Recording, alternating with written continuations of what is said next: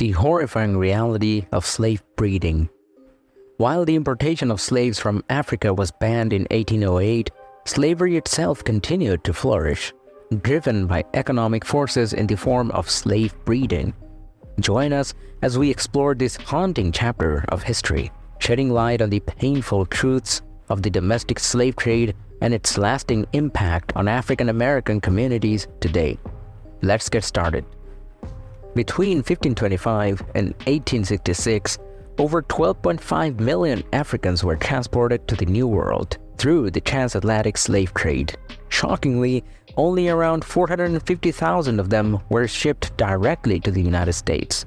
However, this small population played a significant role in shaping the African American community today due to the vile practice of slave breeding. In 1808, America banned the importation of slaves from the West Indies and Africa. However, this seemingly progressive step had minimal effect on the practice of slavery within the country. Instead, a more insidious system took root: slave breeding farms. Now, why on earth would they ban the import of slaves but not slavery itself? Well, it all comes down to money. People like Thomas Jefferson and others who supported the ban were thinking about their wallets. You see, the South was making loads of money from crops like cotton, rice, sugar, tobacco, and grains, and they had plenty of slaves already.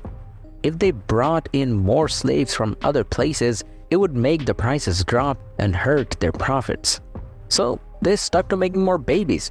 Sorry, we mean slaves, at home. But let's not forget the dark side of this story.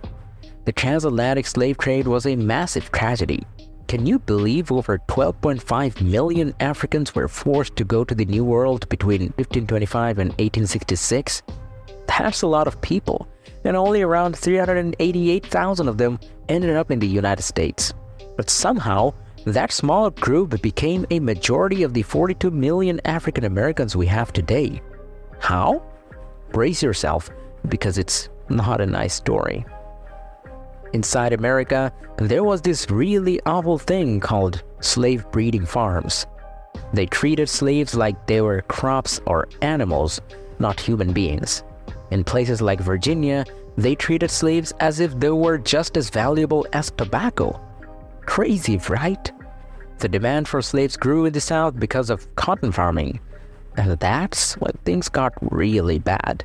Slave owners put horrible pressure on female slaves to have as many children as possible. They treated them like baby-making machines, not caring about their feelings or their families. These slaves were worth more money than anything else, even more than gold and silver combined.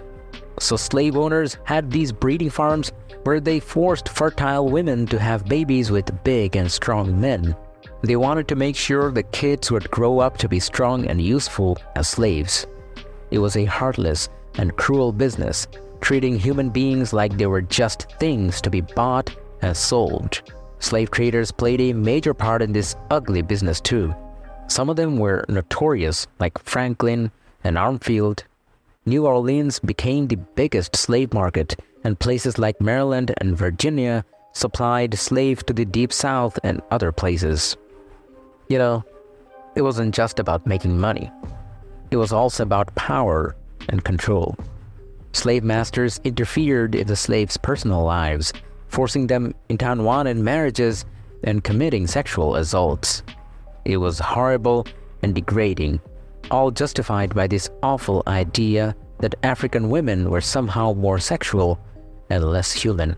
By understanding this painful past, we can work towards a more just and equitable future for all. Let us remember the harrowing lessons of the past as we strive for a better or more just world. Subscribe to our channel for more such updates. Until next time, stay tuned.